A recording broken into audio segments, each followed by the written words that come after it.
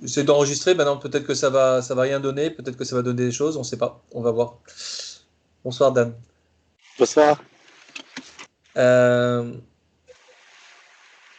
Donc, donc vous, au fait, vous faites pas partie. Lui, il voulait au moment où il aura l'autorisation, il voulait prendre des gens qui gravitent autour de TorahBox pour qu'ils rentrent, pour qu'on se forme, pour que j'aide à les former sur ce sujet-là. Moi, en fait, j'ai pris l'initiative de vous prendre, vous, qui êtes mes contacts sur le groupe que j'avais fait de WhatsApp. Et j'étais très agréablement surpris qu'autant de personnes répondent par la positive. Et je vous en remercie. Donc, je vais essayer de commencer. On va commencer tout de suite. En fait, le cours va prendre deux formes. D'abord, une forme un peu théorique, et puis après un peu plus pratique, donc des applications. Et dans un deuxième temps, se revoir pour des questions beaucoup plus pratiques et des cas pratiques, des idées, des choses comme ça, ou des mises en situation. Voilà, donc je vais commencer. Donc, j'avais posé un jour à Rav Ramou, Sefer Tzadik Livracha, une question de mon cru. J'aime bien un peu chauffer. J'ai posé la question, mais qu'est-ce qui différencie, imaginons un professeur de médecine, un dermato, il a 70 ans de pratique, il connaît par cœur toutes les maladies de peau, etc. Ce professeur voilà, il vient devant un malade et bon, il va lui détecter, c'est un psoriasis, machin. Et là-dessus vient un petit Cohen qui a à peine 13 ans, qui sait même pas, qui a jamais vu quoi que ce soit qui a aucune notion de médecine, et vient et il s'approche de ce même malade, il dit Metzora, hop, il sort du camp. Qu'est-ce qui va donner la force à ce petit Cohen de 13 ans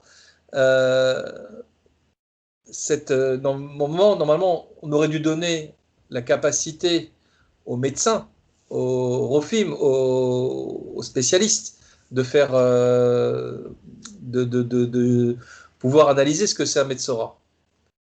Rav Ramou m'avait répondu à ce moment-là, avec un sourire, il dit toi, qui t'occupes de Shalom, tu me poses cette question, ça m'étonne de toi. Déjà, gloops. Et il m'a dit en fait, il faut le voir comme ce qu'a dit la Mishnah, qui est Aaron à Cohen. Oev Shalom, Verodev Shalom. C'est la personne qui est appelée à gérer le Shalom sur la terre. Et ses enfants sont les héritiers de cette sensibilité qu'il a travaillé chez lui de trouver le Shalom. Il n'y a que eux qui ont la capacité de voir un manquement de shalom chez une personne. Et qu'est-ce que c'est le Metzora? C'est celui qui a fait du Lashon Hara, c'est celui qui a mis en péril le shalom dans le clan d'Israël. Donc, le Kohen a cette capacité, a cette sensibilité que le professeur Ben Amou n'aura pas parce que il n'est pas Kohen. Il a cette capacité-là à voir ça. Et pourquoi est-ce qu'on parle de Shalom? Qu'est-ce qui caractérise justement les Kohanim et le Shalom et tout ça? C'est le Beth Amikdash. Le Beth Amikdash, c'était un lieu de Shalom. Il a été construit sans utiliser le fer. Le fer, c'est le moyen de faire la guerre. Et qu'est-ce qui a détruit le Beth Amikdash? C'est la Sinatrinam. Donc en combattant la Sinatrinam, on travaille à reconstruire le Beth Amikdash, à reconstruire le lieu du Shalom. Je vais m'étaler un petit peu là-dessus sur qu'est-ce que c'est le problème de la Sinat Rinam. La Sinat Rinam, c'est la dernière étape avant la Géoula. Si on maîtrise ce mal, on va arriver à reconstruire le Beth Amikdash. À cause de la Sinat Rinam, on n'a pas de Beth Amikdash, donc on est en galoute. Chaque fois qu'on n'a pas eu le Beth Amikdash ou le Beth Amikdash était absent, était indisponible, comme à Hanouka, comme au moment du problème de Hanouka, bah on appelle ça une galoute. On est en galoute parce qu'on n'a pas le Beth Amikdash. D'ailleurs, la Gemara Yoma, la Gemara dans le Yerushalmi, il dit que toute génération qui n'a pas reconstruit le Beth Amikdash, c'est comme si elle-même, elle l'avait détruit. C'est-à-dire comme si on se retrouvait dans la situation où on avait le deuxième Beth Amikdash et on avait fauté. Et donc, je vous rappelle un peu la Gemara dans Yoma Talmud Babli, dit pourquoi le Beth Amikdash a été détruit, le deuxième Beth Amikdash, c'est parce que là-bas, ils avaient Sinatrinam. Ce qui nous apprend que la Sinatrinam est l'équivalent des 3 fautes essentielles qui avaient détruit le premier Beth Amikdash, c'est-à-dire l'idolâtrie, le meurtre et la débauche réunis. On a une faute qui s'appelle la Sinatrinam, qui est, d'après Chazal, qui est la faute la plus grave qu'on puisse trouver, une des fautes les plus graves qu'on puisse trouver, et qui, on nous annonce, elle nous maintient en galoute. Elle a détruit le Beth Amikdash, et elle nous maintient en galoute. Alors après, si on fait un calcul, on voit que à peu près 40% des mitzvot, des 613 mitzvot de la Torah, par le fait que la Beth Amikdash a été détruite, ne sont plus accessibles. On ne peut plus apporter les korbanot, on ne peut plus apporter les ktoret, on ne peut plus faire la shmira du Beth Amikdash, on ne peut plus chanter pendant qu'on apporte on ne peut plus apporter le seir, la azazel, etc., etc. Toutes ces mitzvot qui existaient, on dénombre, il y a à peu près 247 mitzvot qu'on ne peut plus faire de la manière dont on le faisait avant. Les Chachamim ont réussi à transcender ça, à en faire des tfilotes pour pouvoir rattraper à ce qu'on lise le Maaseh Ktoret pour qu'on puisse la Avoda de Ktoret, comme ça on a le srout comme si on l'avait fait, mais c'est pas exactement la même chose. Mais donc les 40 mitzvot de la Torah Mamash ne sont plus accessibles. C'est comme si, en fait, quand on dit, c'est imaginez les 5 livres de la Torah, on en enlève 2. Non, pute. J'entends pas, si vous voulez parler, n'hésitez pas, hein, mais il faut parler plus fort. On ampute la Torah, quoi. Ah, on ampute la Torah, exactement. Le Chafetz Chaim, dans son livre qui s'appelle, dans un livre du Chafetz Chaim qui s'appelle Bet Israël, il dit que la Sinatrinam, c'est la pire des Avérotes. Parce que c'est la seule Avéra de toute la Torah qu'on peut transgresser de manière continue pendant des années. Et pourtant, on ne maîtrise pas ce que c'est. Pour aller à un juif dans la rue, vous dites qu'est-ce que c'est la sinatrinam? On va dire c'est un sentiment, on ne sait pas trop ce que c'est de la haine, c'est machin, etc. On ne sait pas trop ce que c'est. Et ça, c'est le drame. Parce que Baruch Hashem, j'ai trouvé de quoi nous sustenter, de quoi avoir, de quoi connaître, comment connaître mon ennemi. Notre ennemi, c'est la sinatrinam. Connais ton ennemi. Pour pouvoir le détecter au moins. Pour pouvoir savoir ce que c'est. Quand je tombe dans la faute, je sais au moins que je suis dans la faute pour pouvoir la combattre. Parce que jusqu'à présent, quand on traduit Sina par haine, tout le monde traduit Sinatrinam, haine gratuite. Quand on traduit Lotisna et Achira Bivafra dans la parashat Kedoshim, j'ai pas entendu la question. Cool. J'entends pas. C'est rempli. Ça. C'est rempli. Ouais, c'est rempli. quand on traduit sin A par N, en fait, c'est comme si on tamisait de la farine avec une raquette de tennis. On va retenir que les gros cailloux, mais les petits cailloux, les graviers, le sable, etc., paf, ça tombe dans notre farine. Et on fait notre pain avec tous ces cailloux-là à l'intérieur. On ne retient, on ne comprend que une partie infime de ce que c'est la sin A en traduisant par N. Donc, connais ton ennemi. Comment est-ce qu'on va connaître son ennemi? En étudiant. La Torah nous donne dans la Gemara Psachim, Daf Kuf Zayin Amud Bet, il y a une Mishnah qui nous dit sonner, celui qui éprouve de la sina, qui est le sonné, Kol Shelo Diber Imo Shloshayamim Be'eva. Tout celui qui n'aura pas parlé, qui ne lui aura pas parlé donc à la personne à son ami, tout celui qui n'aura pas parlé à son ami depuis 3 jours, dans le cadre d'un différend, dans le cadre d'une Eva, il s'appelle sonné. Et là, en réfléchissant tout simple, rapidement, on voit qu'on ne parle pas, que la Torah ne nous explique pas sonner, c'est celui qui déteste son copain. On dit celui qui ne lui parle pas.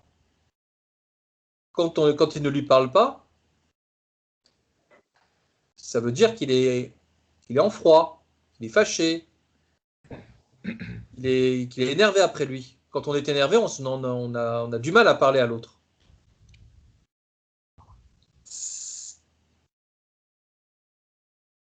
Et donc, on comprend que quand la Torah nous dit Sina égale on ne se parle pas, et qu'on traduit Sina par N en français, ou dans même n'importe quelle langue, même en hébreu, Sina, en hébreu moderne, Sina c'est la haine. Quand on traduit de cette manière-là, on oublie, on laisse passer des millions de cas dans lesquels ça s'appelle vraiment de la Sina. La Sina, c'est vraiment un truc très simple. Hein. Je suis suffisamment énervé après l'autre pour ne pas lui parler. C'est vraiment ça. Et ce qui est extrêmement étonnant, c'est que cet interdit, on a l'interdit qui s'appelle l'otisna, cet interdit de la Torah n'est pas reporté, on ne rapporte pas cette définition du sonnet. Donc on ne va pas dire Kol shelo diber imo shoshamim ve'eva, asur de raïta. Dans tout ce qu'on appelle, dans toute la halakha qu'on connaît. Et ça, c'est très étonnant. On n'a même pas fait ce travail, cette réalisation, ce rapport entre ces deux informations. Et ça, c'est vraiment important parce que on reste avec cette définition fausse de Sina égale N et on continue de tamiser notre farine avec notre raquette de tennis. On ne se remet jamais en question. C'est-à-dire que même des personnes baki en Torah, etc., qui sont fâchées l'une avec l'autre, ils ne se parlent pas. On dit, mais vous êtes sonim. Il y a un problème de sina entre vous. Vous ne vous parlez pas. Vous avez un différend, vous ne vous parlez pas. Remettez-vous en question. Non, ce n'est pas le problème. On a pas d'équipe de halakha qui vient nous aider. Ça, c'est un point qui est extrêmement grave, qui est extrêmement important à se rendre compte. Les informations intéressantes également qu'on a de cette définition, c'est que quand on a un problème avec une personne, on a 3 jours pour se réconcilier. On a 3 jours pour se réconcilier, parce que celui qui ne parle pas depuis 3 jours, il est sonné de Horaïta. Donc on a 3 jours pour se réconcilier. Donc on a le temps pour se calmer et pour trouver les moyens d'aller vers l'autre. Et là, on va développer pour savoir comment on doit aller vers l'autre pour aller résoudre le problème. Quand on a de la sina, ça veut dire qu'en fait, on n'a pas voulu se réconcilier. On n'a pas eu envie de se réconcilier. Ou bien qu'on n'a pas réussi. Pardon? Ou bien qu'on n'a pas réussi. Qu'on n'a pas Qu'on n'a pas réussi, effectivement. Ou qu'on n'a pas réussi À parler. à parler à l'autre, à lui exprimer exactement quel était le problème. On ne s'est même pas aperçu ce que c'était le problème. Il faut absolument mettre en éclaircissement le problème, ou juste on peut parler avec lui sans avoir à mettre au clair le problème. Là, vous êtes un petit peu en avance mais de mon limoud, de la manière dont j'ai compris les choses, moi je suis exactement le terme de la Torah, et on va le développer là dans une dizaine de minutes. L'idée de la Torah, l'idée que je comprends de la Torah quand je lis le pasouk du Lévitique, de Vaikra, il dit Lotisna et achicha bilvafra, donc ne garde pas de sina pour ton frère dans ton cœur, ou ne reste pas fâché avec ton frère dans ton cœur. Ochiach tochiach et amitecha, fais-lui une toracha. C'est ce terme-là. Comment est-ce qu'on va sortir de la sina? C'est on va lui faire une toracha. Si j'ai vraiment un sentiment suffisamment fort pour que je n'arrive plus à lui parler, il me semble que la Torah nous dit le seul moyen de nous en tirer, c'est de faire une Torah, d'aller lui parler, d'aller exprimer. Et c'est ça, en fin de compte, ce qu'on va développer ici dans ce cours. Okay. Et qu'est-ce que faisait, en fait, pour étayer un petit peu cette idée-là, c'est qu'est-ce qu'on voyait ici chez Aaron à Cohen. Donc il allait, c'est écrit dans les Pirkei Avot, dans le premier Pérec, il disait Eoef Shalom Verodev Shalom. En fait, c'est dans Pirkei c'est dans Avot de Rabbi Nathan. Je sais dans Pirkei d'Abiyeder, je ne sais plus exactement. C'est écrit qu'il allait, il voyait deux personnes qui étaient fâchées, et il allait chez l'une et il allait chez l'autre pour aller lui mentir ou un petit peu exagérer la situation en disant l'autre il est terriblement triste de cette situation, et quand les deux se revoyaient, ils se tombaient dans les bras mutuellement l'un de l'autre et ils faisaient la paix. Qu'est-ce qu'on comprend dans ça? On comprend que Aaron à Cohen, il faisait la chasse à la Sina dans le clan d'Israël. Et ça, c'est très important de voir ça, parce qu'on appelle Aaron à Cohen Oef Shalom Verodev Shalom, et qu'en fin de compte, le contraire exact de la Sina, donc de deux personnes qui sont fâchées, ben c'est des personnes qui sont en Shalom. Et on peut dire que Aaron à Cohen passait quasiment toute sa journée à faire ça, parce que justement dans cette Mishnah-là, on raconte que quand il est niftar, il y avait des milliers d'enfants qui s'appelaient Aaron et qui suivaient son kéver. On ne sait pas trop, parce que on ne sait pas trop si c'est une image, etc. Mais disons que des milliers d'enfants, si on calcule des enfants de 3 à 13 ans, on va dire comme ça, qui s'appelait Aaron, ça veut dire qu'il avait agi sur des couples et que le couple, à l'honneur de Aaron, avait nommé leur fils qui était né de cette réconciliation du couple, Aaron. On ne compte pas même les filles, on ne compte pas les copains qui se sont réconciliés, on ne compte pas tout ça. On voyait que. Et il y en a qui disent 24 000 enfants, il y en a qui disent 80 000 enfants. Si on calcule un petit peu, ça fait des 5, 6 couples, 10 couples réconciliés par jour. C'est quelque chose qui est extrêmement fort, si on calcule de cette manière-là. Ça, c'est Aaron à Cohen. Et ça, c'est le principe du shalom. On voit qu'en fin de compte, tout ce qui touche à la sina est un problème de shalom. Tout ce qui touche au shalom, tout ce qui va amener du shalom, ça va combattre la sina. Et ça, c'est un chidouche que j'ai trouvé, simplement, en élucidant un petit peu tous ces problèmes-là, en travaillant sur cette définition de deux personnes qui ne se parlent pas. on arrive simplement à deux personnes qui ne se parlent pas, donc elles sont fâchées, donc elles ont détruit le shalom qui était entre elles, et donc, tout simplement, l'opposé du shalom, c'est la sina, et l'opposé de la sina, c'est le shalom. Je reviendrai sur le principe de cher au chassidim qui dit comment on combat la sinatrinam en développant la avatrinam. C'est quelque chose qui est extrêmement important et ça touche complètement notre sujet. Mais ça ne veut pas dire que la avatrinam, c'est le contraire de la sinatrinam. Le contraire de la sinatrinam, c'est le shalom. Il y a aussi un point qui est extrêmement important, c'est que le Chafetz Chaim, dans ce livre-là que je vais essayer de vous faire parvenir, enfin j'en ai fait une traduction dans mon deuxième sefer, il détermine, il dit que la Sin'a, c'est une Toum'a dans le clan d'Israël. C'est-à-dire que deux personnes, voilà, comment on comprend Toum'a? Très simple. Akadosh Baruch Hu, il dit Asuli Migdash Veshachanti Betocham. Betocham, c'est en vous. Faites-moi un Migdash, un Migdash, un Mishkan, et pour que je réside en vous, dans vos cœurs. Dans vos cœurs, ça veut dire qu'au moment où je vais être en dispute avec mon ami, je vais avoir une Touma qui va venir sur moi et qui va chasser, si c'était possible de cette manière, qui va chasser la résidence d'Akadosh Baruch Hu dans mon cœur. Et quand tout le clan d'Israël a chassé Akadosh Baruch Hu de son cœur, il n'y a plus de Beth Amikdash.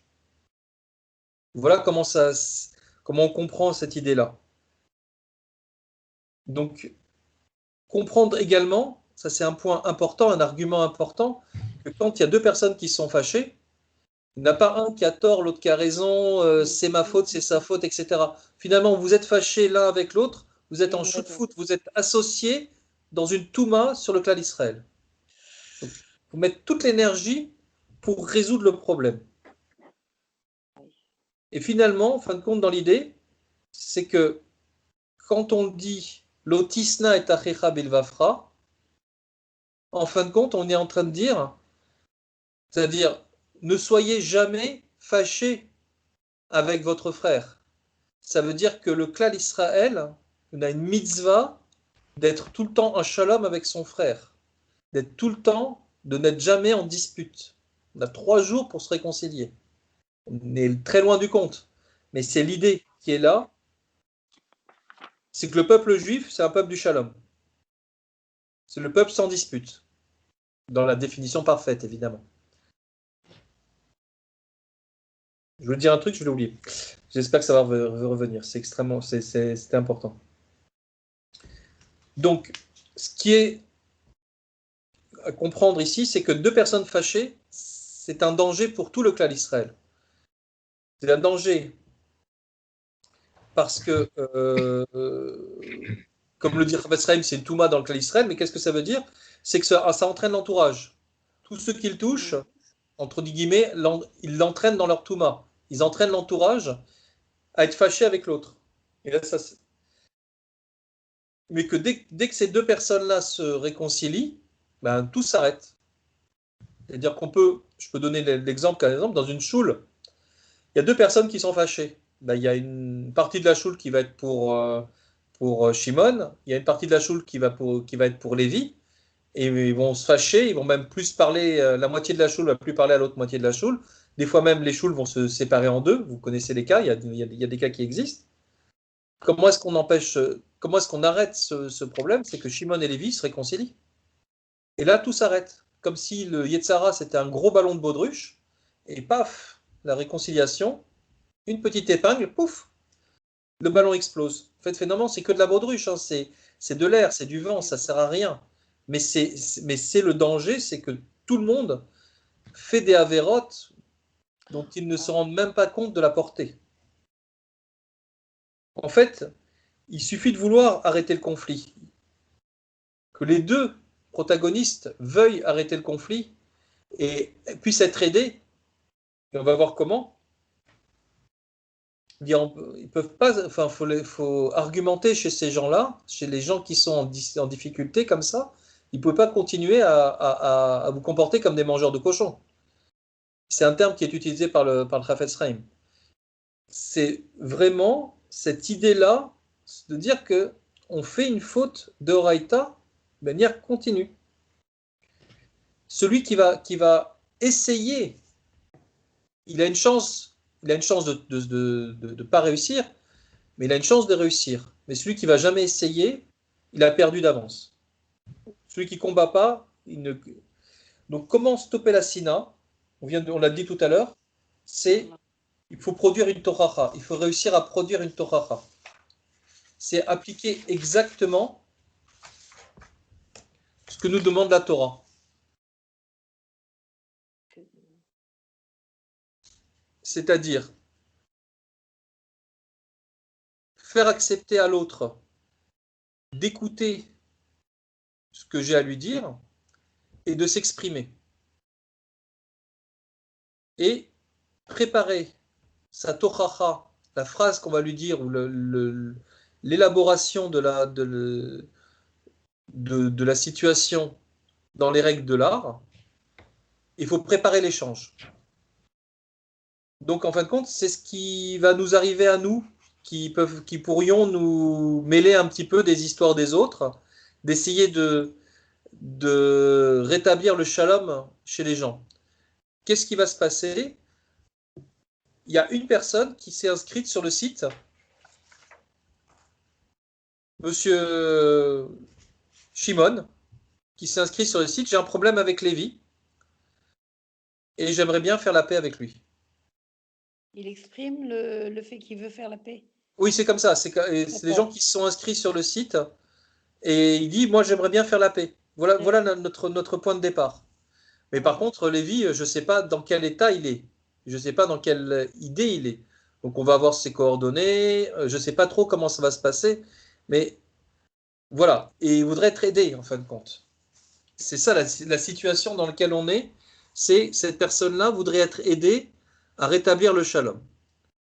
Donc, le danger pour nous, c'est de rentrer. On n'est pas des rabbanim. On ne va pas les juger la situation. On va juste appliquer les principes de la Torah qui dit que tout va se passer par leur parole à eux. C'est-à-dire qu'ils vont devoir réussir à s'exprimer une tochacha.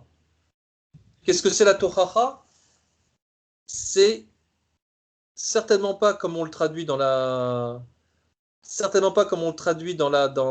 les Chumashim, etc., reproches ou remontrances, etc. C'est comme après pas mal de mois d'études, me l'a exprimé Rav Ramou, Zecher Tzadik Livracha, m'a dit c'est une parole d'amour pour qu'il n'y ait pas récidive. Pardon, excusez-moi, j'ai pas entendu. Parole d'amour. C'est une parole d'amour pour qu'il n'y ait pas récidive, c'est ça la sina. C'est ça la tochacha. La tochacha, c'est un acte qui va aller on va aller vers l'autre avec amour pour essayer de rétablir une situation, pour construire l'avenir avec cette personne. Alors, on va, selon les disputes qu'il y a, on va pas forcément redevenir des super amis, mais au moins, on va arriver à ne plus être en guerre. On va rétablir le shalom. Qu'est-ce que c'est le shalom? En fin de compte, c'est pas une situation où on est en non-guerre, comme on le dit maintenant, on n'est pas en paix. C'est pas la paix, en attendant la prochaine dispute. C'est de rétablir une situation stable, dans laquelle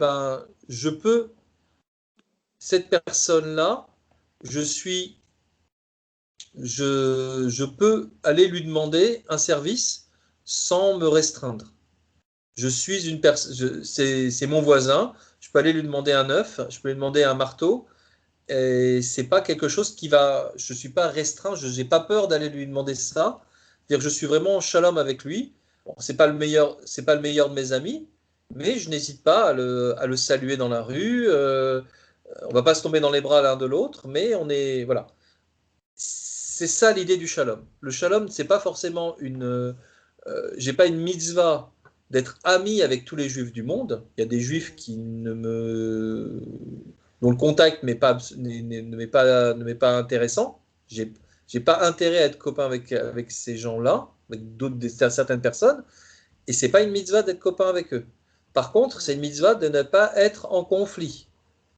Donc résoudre tous les conflits, ça devient une mitzvah. La mitzvah lotisna. Donc, comment faire?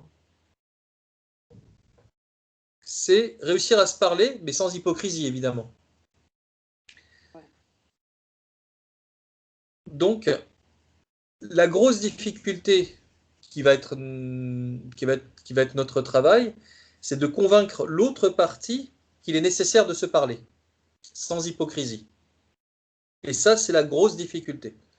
Alors, j'ai pensé à un moment, c'est qu'il fallait les inviter à rentrer dans le groupe pour leur parler de Sina et de Shalom, et pourquoi pas d'ailleurs.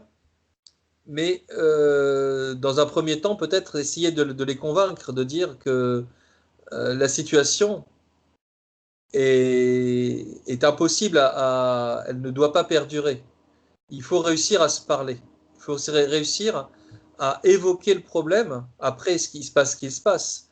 Mais ce que m'a dit Rav Ramou à un moment, c'est que Akadosh Baruch Hu, il aide. Quand on est là pour le shalom, Akadosh Baruch Hu, il aide et il fait que ça se débloque. On ne sait pas trop ce qui se passe, mais disons que il faut déjà mettre tout en place, et c'est notre travail, c'est mettre tout en place pour que ça fonctionne. Et je vous passerai le support là que je vais un petit peu travailler ici. Il faut donc trouver tous les arguments possibles, des arguments Torah, des arguments de psychologie, etc. Je pense que je dirais plus des gens qui vont être radicalement et très fortement opposés à l'autre vont pas forcément écouter des arguments de Torah. Et ça, c'est presque des fois choquant. Des arguments psycho, voilà. Il faut trouver des arguments pour que l'autre partie accepte la confrontation. Il faut se dire que se taire ou s'éloigner ne sert à rien. Parce qu'après plusieurs années, l'animosité ou la douleur sont toujours aussi vives. C'est pas. J'ai fait le parallèle avec le deuil. On nous dit, au bout de 30 jours, ça y est, le deuil est passé. Après, il y a le deuil des parents, c'est par kavod, mais au bout de 30 jours, la douleur doit être passée. Ici, après une dispute, ça peut durer des années. C'est-à-dire on est au-delà de la douleur d'un décès. C'est un Yetzer Hara qui vient et qui alimente. Ça s'alimente aussi par le Lashon Hara. Ça, c'est quelque chose qui est très très fort. Il faut savoir que tout passe par la parole dans la Sina. Quand on ne parle pas à l'autre, on est sonné. Quand on dit du Lashon Hara ou qu'on a envie de dire du Lashon Hara, il y a de la Sina qui est derrière. La Lashon Hara alimente la Sina. Et comment est-ce qu'on résout le problème? On doit se parler. Tout passe par la parole. C'est un peu je dirais presque, c'est une notion comme ça, s'appelle le Lashon Hatov. C'est-à-dire que le Lashon Hara vient détruire le shalom. Le Lashon Hatov va venir reconstruire le shalom. La Tochacha va reconstruire le shalom.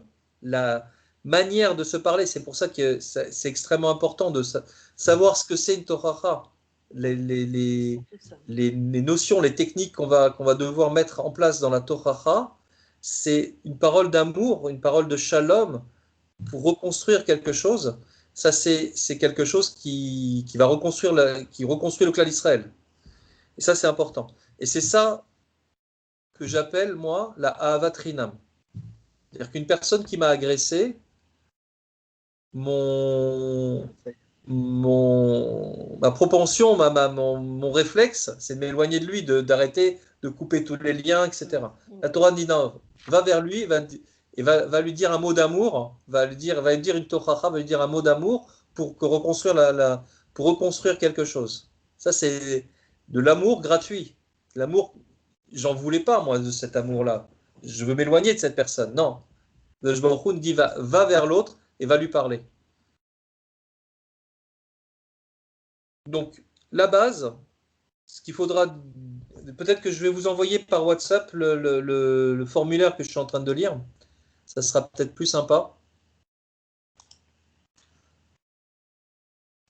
Excusez-moi, Rav Lambez, est-ce que vous ne pensez pas qu'une formation carrément psychologique est au préalable nécessaire pour ce genre de...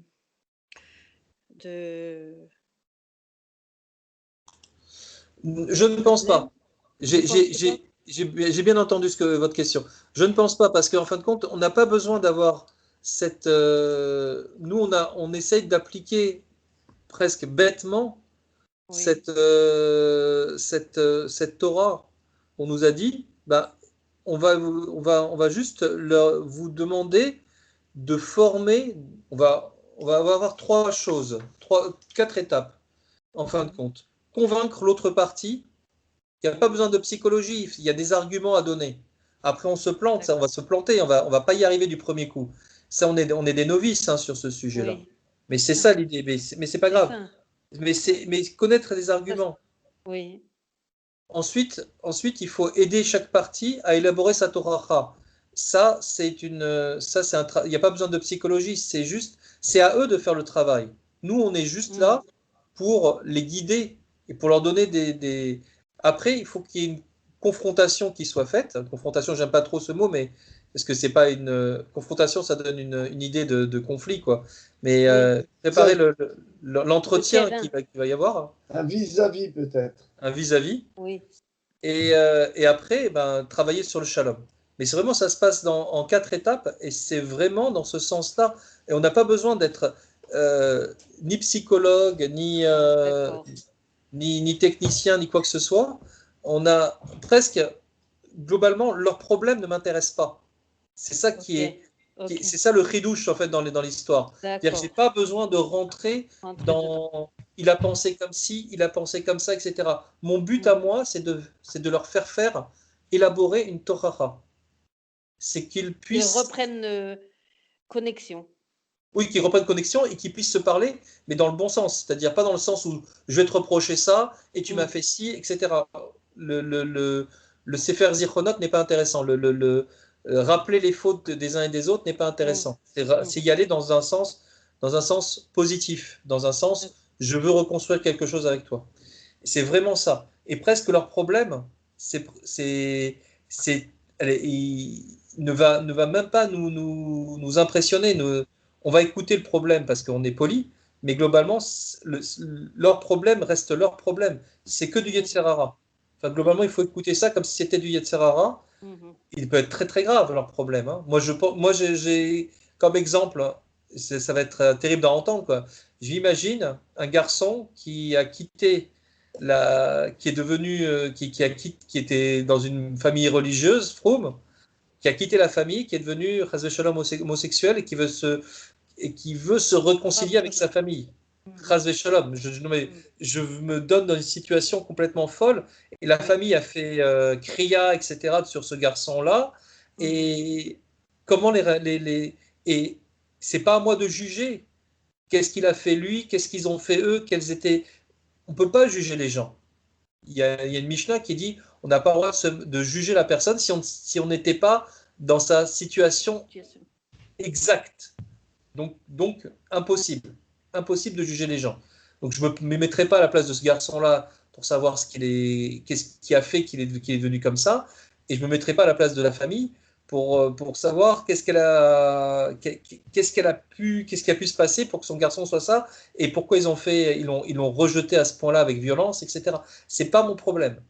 Mon problème, ce sont des Bnei Israël qui ont une sina entre eux, et mon travail, c'est de les remettre ensemble.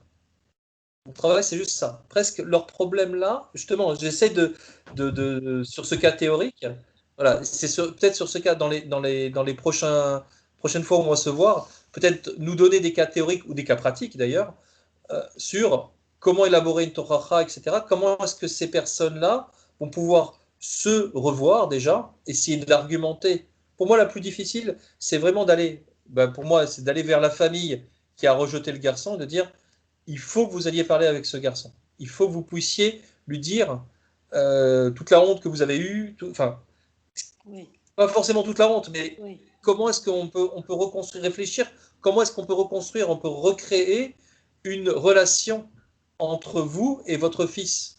Voilà, dans cet exemple-là, c'est vraiment dans ce... Alors, j'ai toute une Mais série forcément, Oui, j'écoute. mais, mais forcément, dans des situations conflictuelles comme celle-ci, forcément, pour pouvoir se réconcilier, il va falloir exprimer son ressenti. Mais Oui. l'expression du Si, ressenti, par définition, elle va être insupportable à l'autre. c'est ça, C'est c'est pas évident de...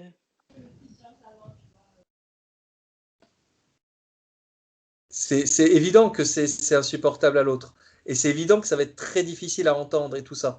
Mais il faut réussir à l'exprimer. Il faut que chacun pleure toutes les larmes de son corps sur ce système-là. Mais le but,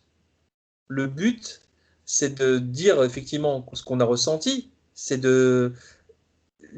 Voilà, les termes que j'ai ici, c'est qu'est-ce que c'est une tohara? C'est essayer de comprendre l'autre, le juger avec bienveillance,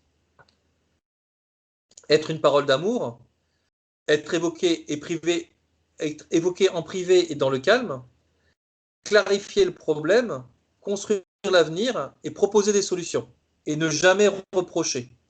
Réussir à ce que toute cette parole, donc c'est des essais, hein, c'est des réécritures et réécritures sur un papier hein, de ces phrases-là qu'on veut lui dire pour essayer pour essayer d'élaborer quelque chose qui va exprimer ce qu'on a ressenti, mais sans reprocher à l'autre.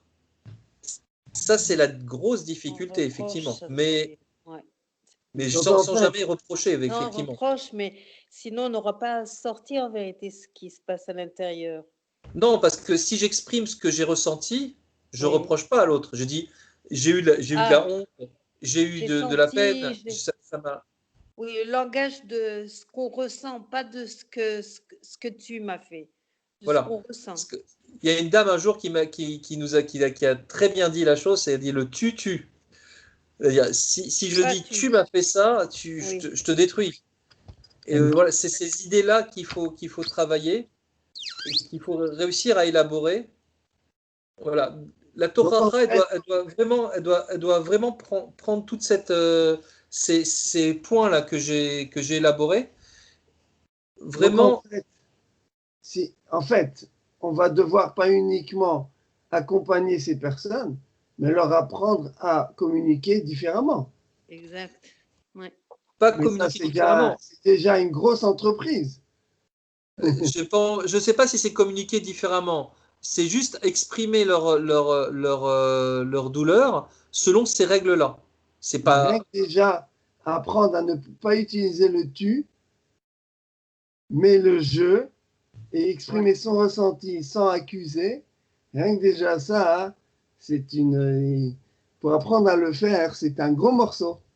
C'est vraiment... Oui, je suis d'accord. Mais disons que ça, c'est une phrase, c'est une série de phrases. Enfin, disons que la Torah, disons, elle va être écrite sur un papier. Au moment où on va se confronter à l'autre, j'ai écrit ma phrase. Donc on peut la retravailler. Au lieu de dire tu m'as fait ça, non, on va la remplacer. C'est vraiment un travail de sous Word, hein, de retravailler la phrase pour la repositionner dans le bon sens, avec les bons termes. Ça, c'est déjà quelque chose qui est sympathique. C'est vrai que c'est réussir à faire une tohacha propre directement dans les règles de l'art, tchic-tchac, c'est quasiment impossible. C'est vraiment un travail. Mais là, on a du temps. Il faut, et justement, dans les cas dans lesquels on va être confronté, eh ben, on va se mettre ensemble, on va retravailler et dire voilà, il veut dire ça il veut dire ça à sa famille veut lui dire ça. Comment est-ce qu'on peut retravailler la chose pour que ce soit audible de plusieurs parties? Ça, c'est très intéressant à voir. Et puis, de toute façon, dans un premier temps, on va être complètement, je dirais, nul. On va pas y arriver. Mais Mhm. le but, c'est qu'on est des petits oiseaux. On est en train de commencer à trottiner. on apprend ces techniques. Ce qui est des techniques qu'on aurait dû connaître par cœur, mais je dirais presque comme les lois de la Shonara, mais la loi de la Shonara, il date que de 100 ans, mais comme les lois de Shabbat. Mais on devrait savoir faire ça, parce que c'est dans dans notre patrimoine. On aurait dû savoir faire ça. Mais là, on est en train de le réapprendre. Il y a plusieurs Sfarim qui existent, Ochiar Tochiar, etc., qui expriment, qui disent comment il faut faire. J'ai étudié 5 Sfarim pour essayer d'élaborer un peu comment on doit dire une Torah. C'est assez intéressant de comprendre ça. Et puis il y a des techniques maintenant même modernes qui reprennent exactement les mêmes idées. L'assertivité, etc. Ce sont des techniques, quand on voit, c'est exactement ce que nous disent nos Chachamim pour exprimer le Torah. C'est s'affirmer. L'assertivité. Qu'est-ce que c'est? C'est une technique qui est développée dans le cadre de l'entreprise pour les conflits entre personnes. Et dans l'entreprise, il y a toujours une personne qui veut tirer la couverture à soi. Il faut réussir à exprimer sa position sans agresser l'autre, mais en étant ferme sur ses positions, en s'affirmant proprement. Et tout en étant poli, etc. Ça, c'est des techniques qui existent et qui, mamash, bon, on peut s'en inspirer, il n'y a pas de souci. Mais ce qui est amusant, c'est qu'elles reprennent exactement tous ces ignanimes que j'ai trouvé dans ces sfarim qui expriment ce que c'est l'Entochara. Donc globalement, c'est vraiment c'est redit peut-être avec des paroles modernes ce que c'est une Torah. Et ça, c'est très intéressant. Donc Je peux me permettre de lire la définition? J'écoute. Définition du mot assertivité. Il désigne l'aptitude à exprimer des idées ou à défendre des droits sans agressivité envers autrui.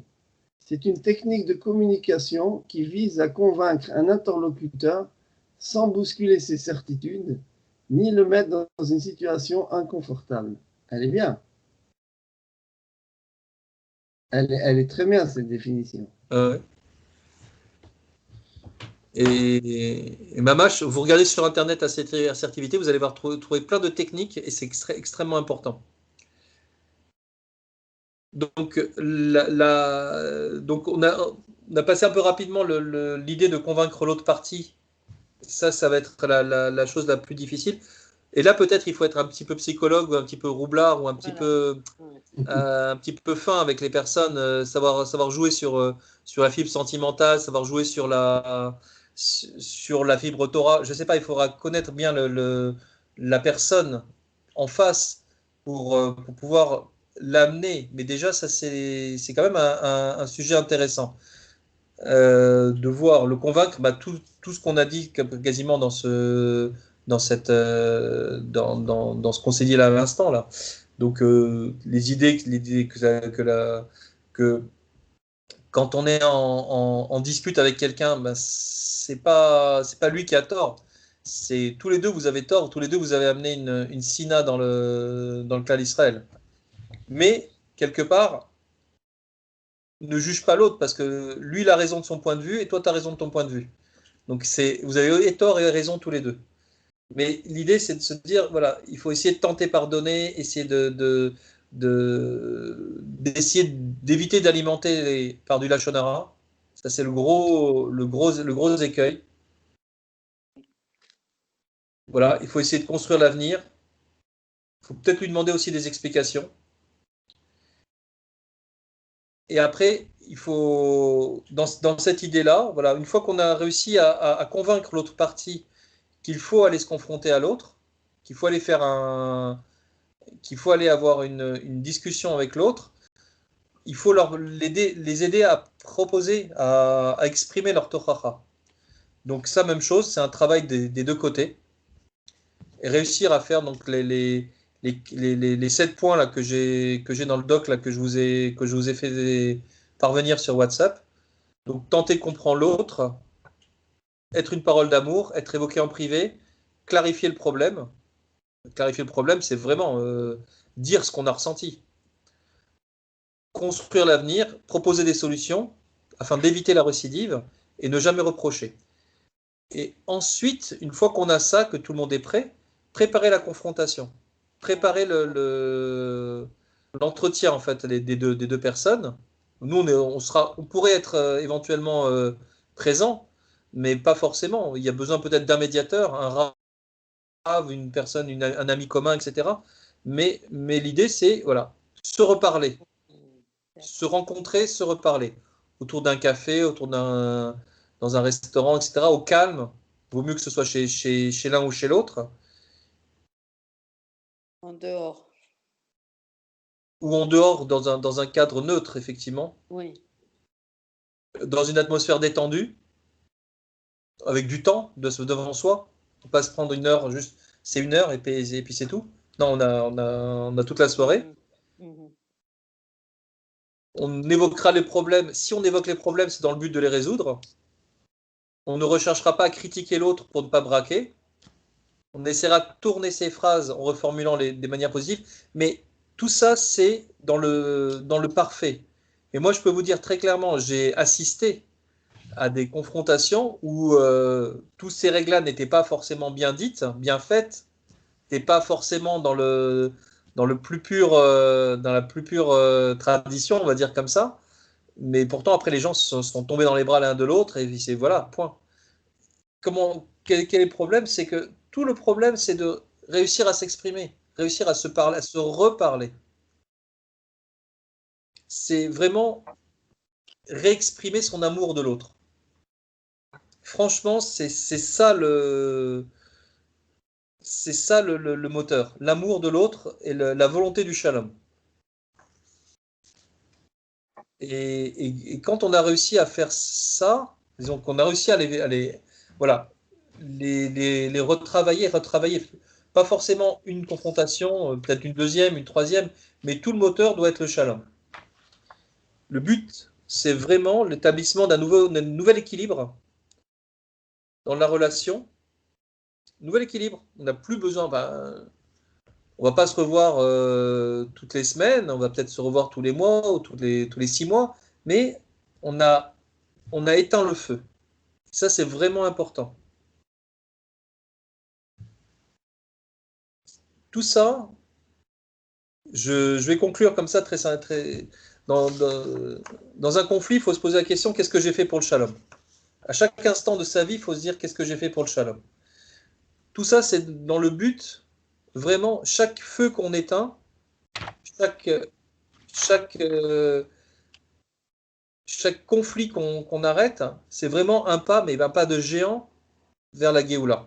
Il faut se rendre compte de ça, c'est vraiment, on touche de plein pied le problème. Le problème du clan Israël, la sinatrinam qui peut exister dans le clan Israël, c'est les petites disputes. Ces petites disputes-là, c'est les petits grains de sable qu'il y a dans ma farine quand je sais pas la tamiser. Les petits graviers là, que j'ai dans ma farine, cette farine-là, je suis en train de faire un pain. Et je suis en train de le proposer, c'est l'Echem Apanim, je suis en train de le proposer à Kadosh Baruch Hu. Je propose à Kadosh Baruch Hu un pain avec du sable et du gravier. J'enlève ce sable et ce gravier, j'ai du pain qui est parfait, et j'amène ça à Kadosh Baruch Hu, on a directement la Géoula. Et c'est vraiment, quand on arrive à faire ça, c'est vraiment quelque chose d'absolument incroyable. On se rend compte, au moment où le shalom intervient, on voit un ange qui passe, quoi. Enfin, on sent qu'il y a quelque chose qui s'est passé. Et c'est vraiment impressionnant. Ça, je vous conseille d'assister à ça. C'est vraiment quelque chose de très très beau. Euh, Il y a, il y a une, il y a un Zohar qui dit une seule Keïla dans lequel il y aurait le Shalom, dans lequel on aurait résolu tous les problèmes de la Shonara, de Sinatrinam, etc. Pour elle, simplement, viendrait le Goël, viendrait Mashiach. Une seule Keïla. qui seraient en shalom entre eux et puis avec tout le reste du monde. Ça m'amène plusieurs limouds là-dessus. Ça veut dire que déjà, cette Kéla n'a jamais existé. Ce qui est fou, on peut penser. Avec tous nos illustres nos illustres ancêtres, on n'a pas réussi à faire ça. C'est quand même quelque chose d'assez impressionnant. Même dans l'époque de Shammai et Hillel, Beth Shammai et Beth Hillel, qui avaient un shalom entre eux, on n'arrivait pas à faire ça. Perso, je comprends pas, hein, mais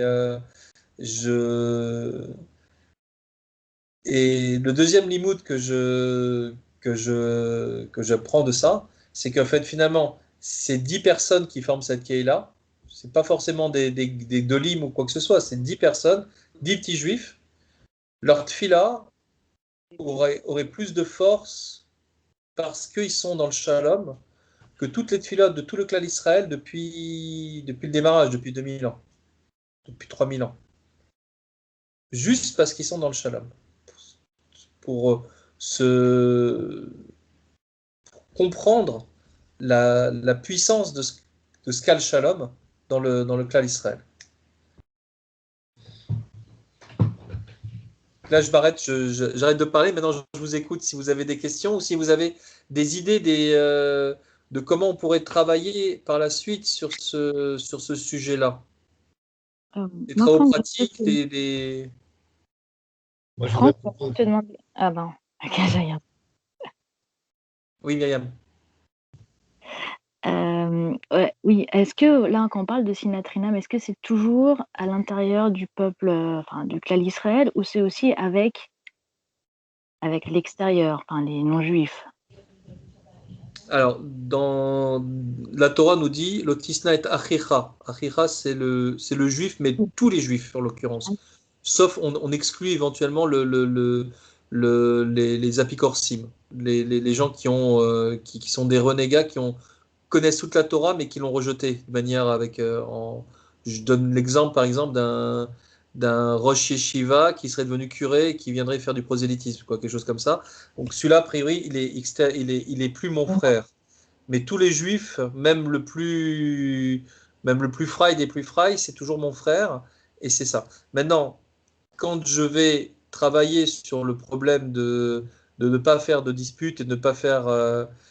je pense que je vais avoir une propension naturelle à ne pas avoir de haine pour un non-juif. Mais bon, d'une manière générale, je pense qu'on n'est pas forcément obligé d'être en shalom avec les nazis ou avec Titus ou avec enfin, les Romains qui ont fait tellement de mal aux juifs, etc.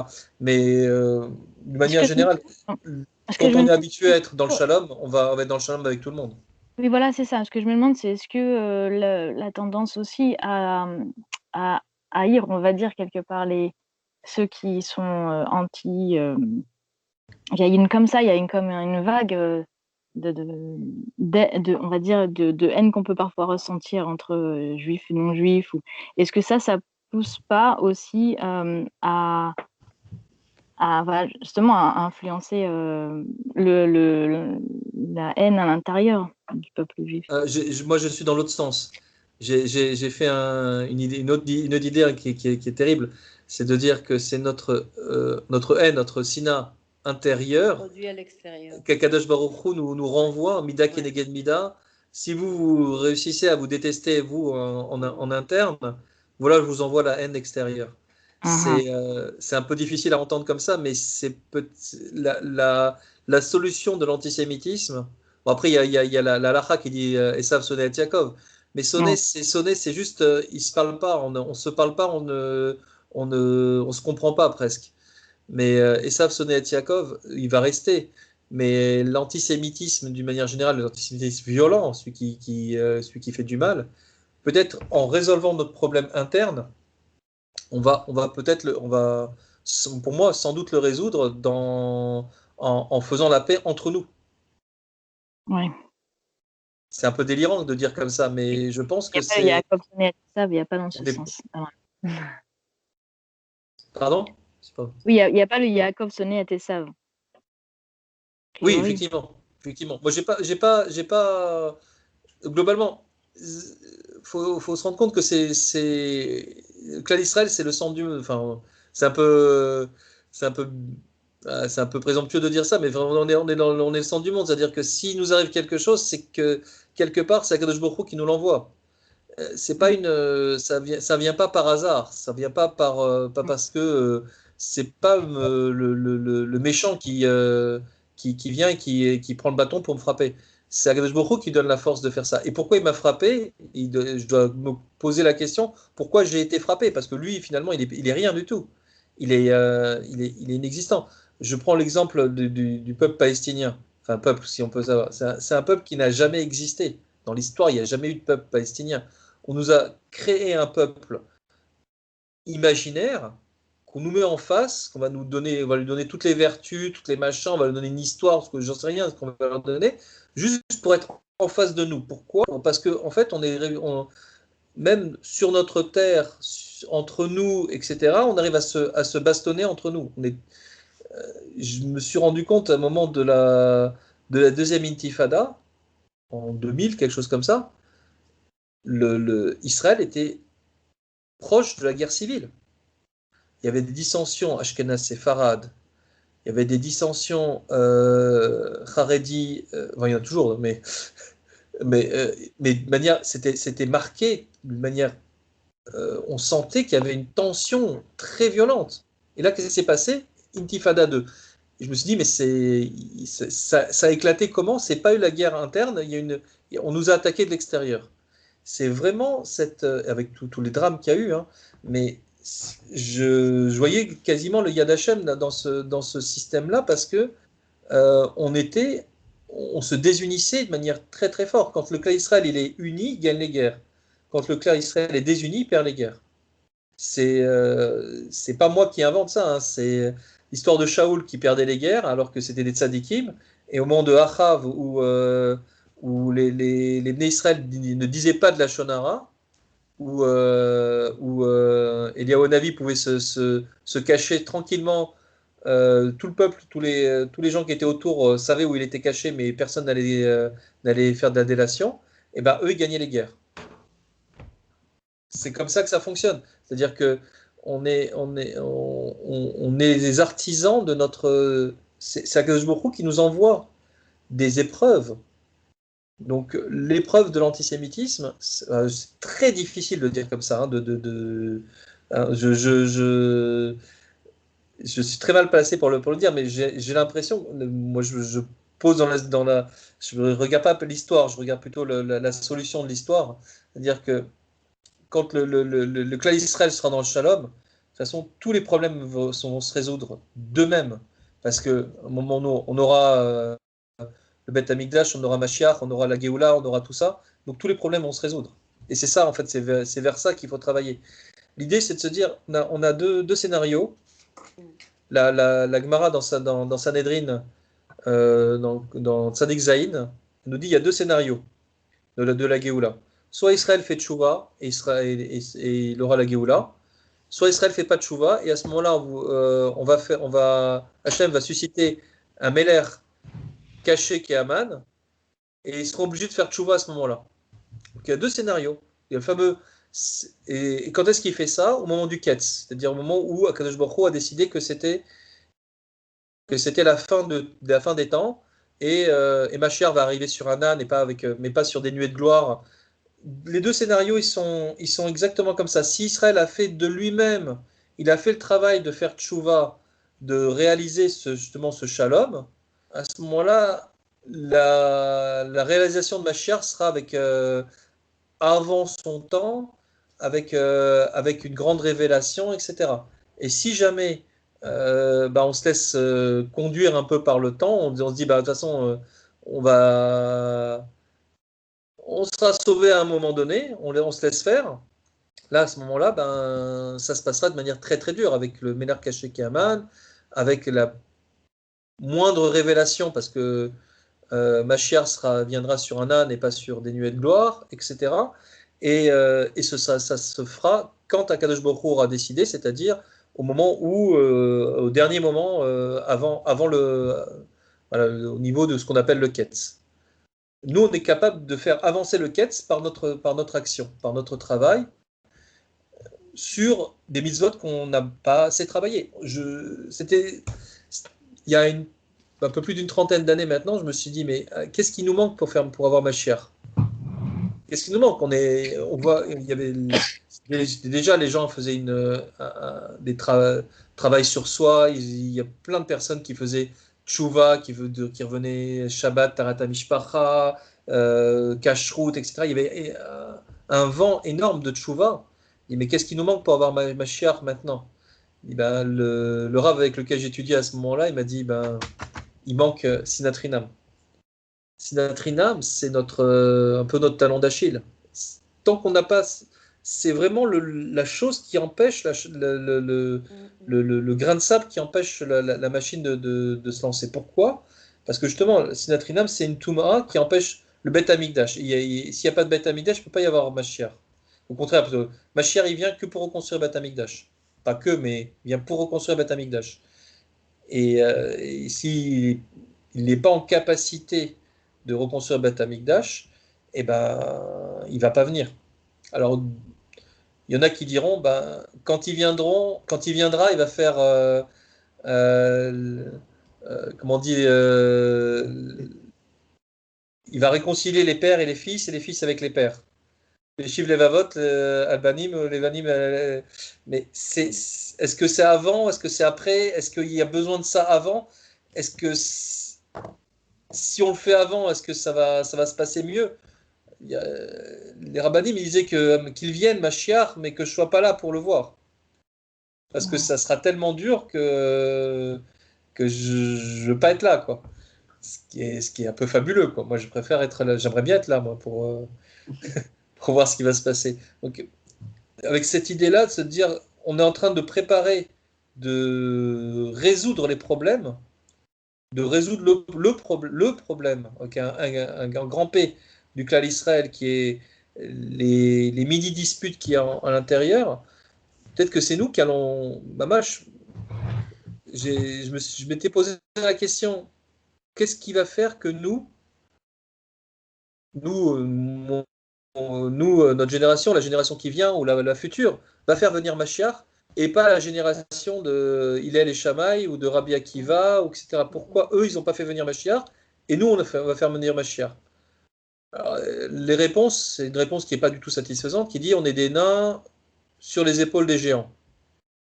Et alors, qu'est-ce qu'ils ont fait, les nains? Si on est des nains et qu'on ne fait rien, on n'a pas fait quelque chose de plus que les géants en dessous, je vois pas ce qui va bouger, ce qui va faire bouger l'édifice, quoi. Et cette idée-là de dire, il nous manque une mitzvah qu'on n'a pas bien faite, qui m'a été dite à ce moment-là, enfin, quand j'ai posé cette question, et de dire, bah, si on arrivait à faire cette mitzvah comme il fallait, bah, ça pourrait faire bouger les choses. Ça a été un petit peu ma réflexion depuis 30 ans.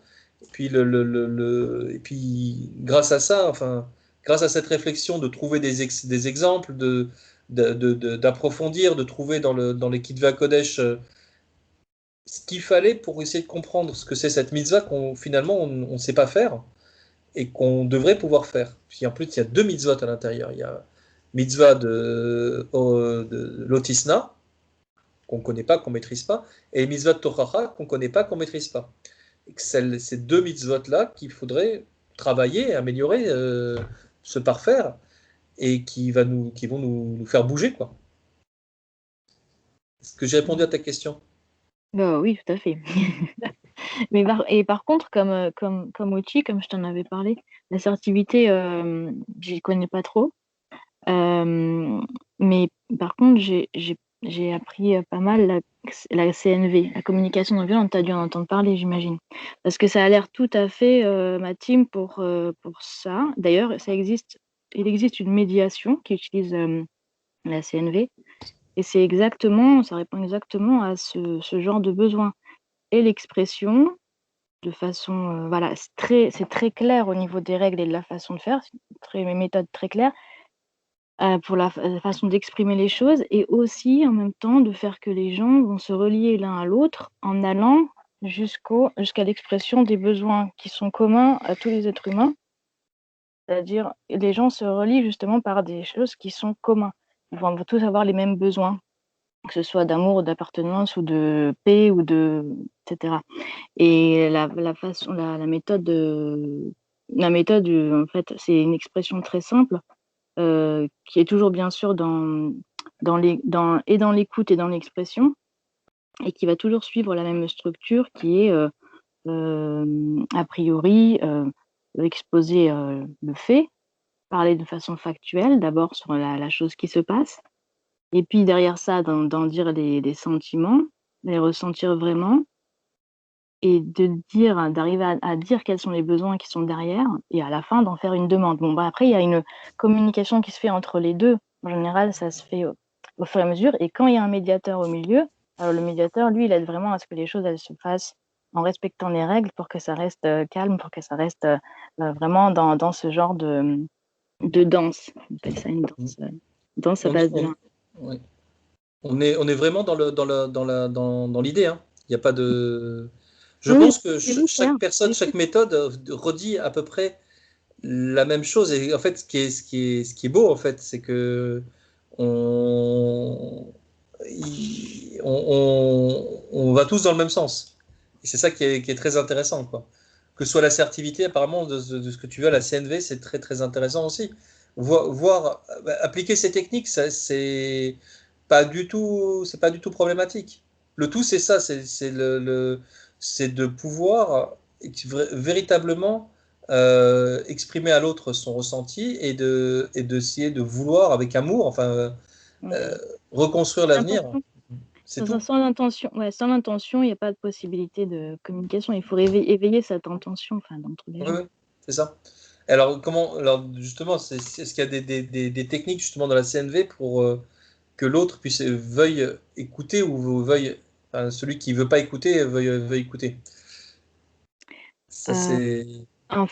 Souvent, ce serait éventuellement, à moins qu'il soit complètement hermétique, aller dans le sens, ça serait plutôt le faire parler lui, en fait. Oui, non, ça veut dire sur ce que lui a exprimé, sur ce qu'il ressent. On va pas commencer à lui parler de ce que l'autre ressent, je veux dire, mais d'abord essayer de le laisser exprimer tout ce que lui veut dire là-dessus. Et ça, c'est déjà une porte. Oui, et savoir écouter, c'est vrai. C'est très important. Donc les deux doivent s'exprimer de toute façon. Ça, c'est la base. C'est qu'il faut que les deux s'expriment. Il ne faut pas qu'il y ait que ce soit. Mais il faut que laisser parler à l'autre, effectivement. Écouter, savoir écouter. Il y a sur YouTube, j'ai déjà vu un exemple comme ça de médiation utilisant la CNV. C'est assez clair, c'est assez bien fait. Mais c'est très posé, très réglementé, donc ça c'est encore ça c'est une deuxième étape quand les gens veulent se rencontrer éventuellement. Mais c'est ça l'idée, ça, c'est de se dire voilà, il y a des comment on va réussir à les faire se rencontrer. Ouais. C'est le but, hein, c'est le but du jeu, c'est le but de l'exercice, c'est de les faire se rencontrer, mais de les faire se rencontrer dans les bonnes dans les bonnes conditions, pour que finalement on arrive à du shalom. Et ça, c'est le truc. Mais de toute façon, toutes les techniques sont bien. Et en fait, c'est extrêmement intéressant justement de se confronter, de confronter nos idées, nos connaissances, nos acquis, justement c'est par notre échange qu'on va améliorer. Moi, j'ai commencé à élaborer des techniques, des trucs comme ça il y a peut-être 3, 4, 5 ans. J'ai juste ça d'avance, quoi, mais même pas. Hein, et d'autres personnes sont déjà peut-être dans la communication et donc vont maîtriser certains aspects que moi je me suis même pas posé la question. Donc moi tout ce que j'ai fait c'est avoir creusé cette idée de Sin A et de l'avoir relié avec une idée de Shalom et finalement de relier ça avec des problèmes de Torah, quoi. Que des problèmes de conflit de personnes sont en fait des problèmes de Torah. Ce qui est en soi qui est un chidouche. Mais une fois qu'on a dit ça, tout reste à faire. Et tout reste à faire, c'est des problèmes comme des problèmes modernes de communication. Et ça, à ce moment-là, faut s'inspirer des techniques de communication modernes, hein. Il n'y a pas de secret. La seule chose que j'ai trouvé rigolo, c'est que quand j'ai étudié tous ces sfarim sur la Tochacha, et je suis retombé sur les mêmes conclusions que ce que j'avais sur Internet concernant l'assertivité. C'est juste ça que j'ai trouvé ça étonnant, rigolo, intéressant. Dit finalement, tout tourne autour de ça. Si on arrive à communiquer, si on se rend compte que tout c'est un problème de parole et que il ne nous reste plus qu'à bien se parler dans le bon sens, finalement c'est ça. Et cette notion de la Lashon Hatov, c'est-à-dire de la parole qui construit, qui va amener, qui va reconstruire le Beth Amikdash, mais qui va amener le Shalom, qui va reconstruire les liens entre personnes. Tout se passant par la parole, effectivement. Et donc, comme on est dans la génération, et c'est ça qui peut-être est notre grande chance ou notre force par rapport à nos prédécesseurs, nous sommes dans la génération de la communication. Il y a des gens qui ont fait des thèses entières sur des problèmes de communication. Inspirons-nous d'eux, effectivement. C'est un des thèmes dans la paracha de la semaine. Oui, Metzora. Non, parce qu'on parle du tikkun du korban que devait amener le Metzora. Il y avait 2 oiseaux. Alors, le premier oiseau, on lui faisait la shrita, c'était pour le tikkun du Lashon Hara. Mais le deuxième, à quoi servait le deuxième oiseau? Alors, je vais vous citer, c'est le Rav Yoshua de Belz qui cite un Zohar, et il explique que le deuxième oiseau, c'était il était d'abord trempé dans l'eau, le sang, il était renvoyé. Il était renvoyé pour continuer à gazouiller, à chanter, mais cet oiseau-là, il représentait les paroles qu'on n'a pas dites pour faire du bien aux autres, les paroles qu'on n'a pas dites, comme vous avez dit, comme Franck a dit, des paroles de gentillesse, d'encouragement, de respect envers les autres. Et c'est ça aussi qu'on doit réparer. Et on le voit aussi dans cette période entre Shavuot, Pessah, Shavuot, on commémore, on évoque le souvenir des 24 000 élèves qui sont morts parce qu'ils ont manqué de respect l'un à l'autre. Ce n'est pas qu'ils manquaient de respect en vérité. Ils se respectaient, mais ils n'exprimaient pas. Ils n'exprimaient pas le respect. Et ça, c'est, à mon avis, la base de toutes les relations humaines, qu'elles soient sociales, professionnelles, familiales ou dans les couples, la base de tout, c'est le respect de l'autre, mais pas seulement le respecter intérieurement, mais exprimer ce respect, dire à l'autre qu'il a de la valeur, qu'il est important, qu'on l'apprécie, que c'est quelqu'un de valable. Et ça, c'est ça qui manque terriblement dans toutes les relations humaines. Hein. On le voit dans les couples, moi je fais du coaching de... C'est le mal principal, le manque de respect de l'autre, le manque de kavod. Il y avait, j'ai une de mes filles qui habite en Israël, qui a été passée le dernier jour de Pessah à Tzfat avec son mari et ses enfants. Et le mari, il a été à la grande choule de Breslev là-bas. Il m'a raconté que le dernier jour, les chassidim, ils font ce qu'ils appellent Soulat Mashiach. C'est un minhag chez tous les chassidim. Il raconte le voyage du Baal Shem Tov en Israël. Et à la fin, le Rav Koenig qui a raconté l'histoire, il a insisté beaucoup sur l'importance d'être mechabed son prochain, d'honorer son prochain. Et c'est ça le mal dont on souffre le plus, c'est qu'on ne respecte pas son prochain. De même qu'on doit se respecter soi-même, on doit connaître la valeur d'un être humain, la valeur de ceux avec qui on vit, la valeur de son conjoint surtout. Et donc, à la base de toute relation, de tout, le b.a.-ba, la base, c'est le respect de l'autre. On doit d'abord respecter l'autre, et c'est sur cette base-là qu'on peut parler après d'amour de son prochain. C'est déjà un très haut niveau, l'amour de son prochain. Mais à la base, on doit respecter son prochain. Et ça, il y a des méthodes très précises qu'on utilise dans le coaching, que je vais utiliser en coaching de couple, pour amener les gens à se respecter, à prendre l'autre comme un acquis, et pour l'évidence, surtout dans les couples, je veux dire, et ça rejoint aussi ce ce que madame a dit sur la communication non violente. J'ai fait la formation communication violente. C'est une méthode très, très, très puissante où on apprend à ne pas viser l'autre, jamais. C'est comme a dit Franck, le tue, mais il ne faut jamais attaquer l'autre, jamais, jamais, en aucun cas. On ne touche pas à la dignité, à la dignité, ou comment dire, l'intégrité de la personne. Il faut parler de soi, de son ressenti, mais jamais on vise l'autre, jamais, jamais. Il ne faut jamais attaquer l'autre parce qu'on ne le connaît pas d'abord vraiment, le mec qu'on ne se connaît pas vraiment. Donc il ne faut jamais attaquer la personne, parce qu'attaquer la personne, c'est toucher à son ego, à son intégrité, à sa dignité, et là on ne peut plus parler de relation. Dès qu'on touche à l'autre, il n'y a pas de relation possible. Donc pour moi, l'essentiel, ça se ramène à ça, à la base, au départ, c'est le respect de l'autre. Le respect, et mechabed, son prochain. C'est ça, c'est là-dessus qu'il faut travailler. Et là, je vois, il y a des techniques, quand les couples, par exemple, dans les coachings, on invite les couples à parler, à aborder des sujets, pas forcément de controverse, et dès qu'il y en a un qui vise l'autre en disant « oui, c'est toujours pareil avec toi », c'est toujours pareil, etc. Hop, on intervient à chaud pour se dire « non, non, oulala, il ne faut pas parler, l'autre, n'attaquez pas votre conjoint, surtout pas. Parlez du problème, parlez d'un comportement, parlez d'un projet ou d'une idée, mais ne visez pas l'autre en aucun cas. » Et ça, on l'aborde à chaud.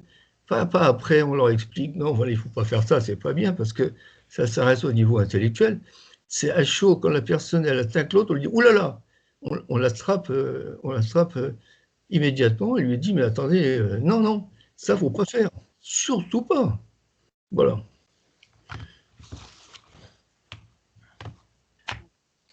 Merci. Donc, il y a bien sûr des techniques hein, pour encourager le respect de l'autre et pour sensibiliser les gens à cette importance-là. C'est fondamental. Hein. Toutes les relations, elles sont basées là-dessus. Ça commence par le respect de l'autre, hein. Que ce soit dans la société ou au travail, n'importe où. C'est le respect de l'autre, c'est ça. Alors, moi, j'ai vécu beaucoup avec les Américains. Je fais mes études en grande partie chez les Américains. Dans le monde anglo-saxon, il y a un plus grand respect des gens. Les gens font attention au respect de l'autre, de l'individu. En France, n'en parlons pas. Je veux dire, on se piétine allègrement, ça fait partie de la culture française. Mais on voit que dans d'autres cultures, c'est pas comme ça forcément. C'est pas partout pareil. Enfin voilà ce que je voulais penser. Mais je ne sais plus qui c'est qui disait, est-ce qu'il faut qu'on suive en fait une formation, est-ce qu'on devienne des fins psychologues pour pouvoir réaliser ce travail? Tu l'as dit. Hein. Moi, j'appelle ça par un autre mot, savoir parler gentiment. Il y a une notion de marpé-lachon. Marpé-lachon, c'est un langage il y a la shonara, mais il y a une autre sorte de lachon qui est un langage positif où on va valoriser l'autre, on va l'encourager, on va le réconforter, un langage qui est positif, un langage de marpé, ça vient de refoua, un langage de guérison. C'est vrai que des fois un seul mot peut sauver une vie. Ça, je l'ai vu, je l'ai lu plusieurs fois. De même qu'une mauvaise parole, on le voit sur les réseaux sociaux, un mauvais mot contre la mort de gens. C'est incroyable. Des jeunes qui se suicident parce qu'on leur a envoyé des critiques exagérées sur eux. C'est horrible. Mais il faut savoir qu'à l'inverse, c'est vrai aussi. Une parole bien placée, au bon moment et dite sincèrement, ça peut sauver littéralement une vie. Il y a plein d'histoires. Enfin, bon, je vais m'arrêter là, mais on pourrait parler longtemps de ça. Ben, voilà. Alors en fait, effectivement, ce que je retiens en fait, c'est que c'est l'état d'esprit. C'est-à-dire que si on vient dans la discussion, on va voir l'autre, celui avec lequel on veut se réconcilier, dans le bon état d'esprit, on aura fait vraiment il faut vraiment oui. Il faut être convaincu. Il faut être soi-même déjà dans un état d'esprit positif, une positive attitude, comme on dit, une attitude positive, conciliante. On veut le bien de l'autre, Même Pour quel résoudre que le soit le problème. problème, on ne rentre pas dans les problématiques, ça ne sert à rien. Et juste, on valorise l'autre, c'est tout. On valorise l'autre. On lui dit, attends, la vie, elle est courte, pourquoi faire son sang dans les bêtises? C'est quelqu'un qui vaut mieux que ça, qui peut faire plus que ça. Regarde, tu as un potentiel énorme. Il faut dire aux gens qu'ils ont un potentiel extraordinaire, qu'ils n'exploitent pas. Il faut valoriser les gens, c'est très important. Et ça, c'est vrai aussi dans le chinois avec les enfants. Et c'est vrai entre conjoints dans les couples. Il faut valoriser le travail de l'autre, il faut valoriser ce que fait l'autre. C'est fondamental, fondamental.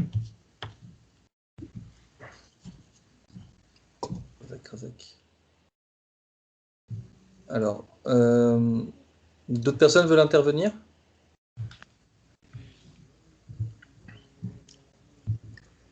Ok. Alors, l'idée, peut-être qu'on va faire là, on va s'arrêter là.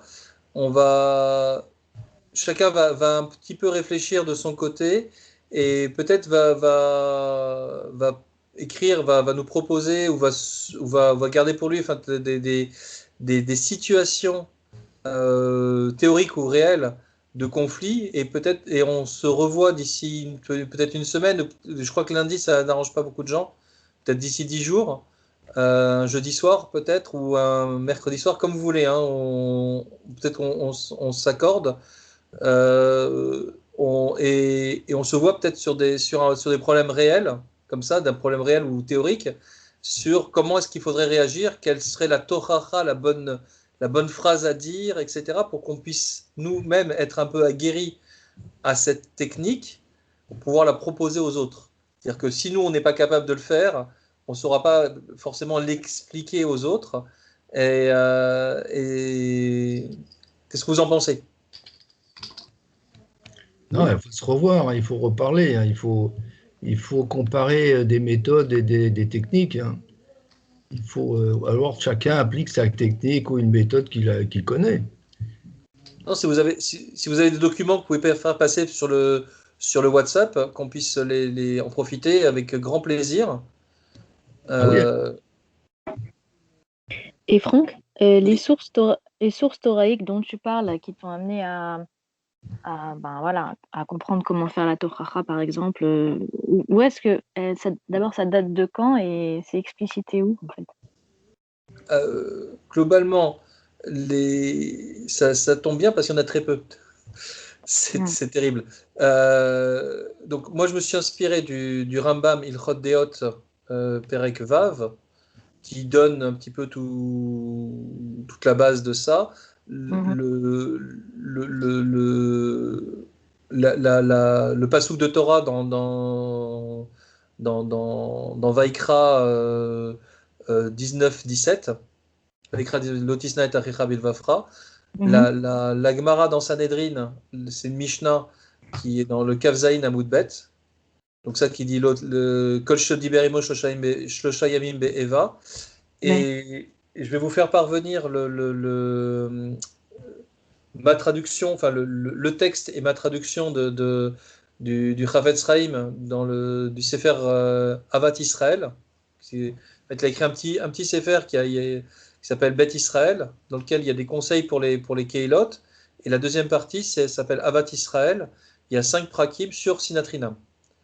C'est ces 5 prakim-là sont la plus grosse richesse que j'ai trouvée dans tout ce que j'ai étudié sur ce sujet-là de Sinatrinam. Et c'est à partir de ça que j'ai commencé à travailler vraiment sérieusement. Ça, je vais essayer de vous le faire passer sur le WhatsApp. Incroyable, il doit y avoir beaucoup de livres, non, là-dessus, peut-être plus qu'avant. C'est mon gros étonnement quand j'ai écrit mon premier livre. Je me dis, mais il devrait y avoir des dizaines de livres sur ça, et c'est le désert. C'est En fait, le mamash, le Chavetz désert. Chaim, c'était un précurseur, quelque part. Pardon? Vraiment.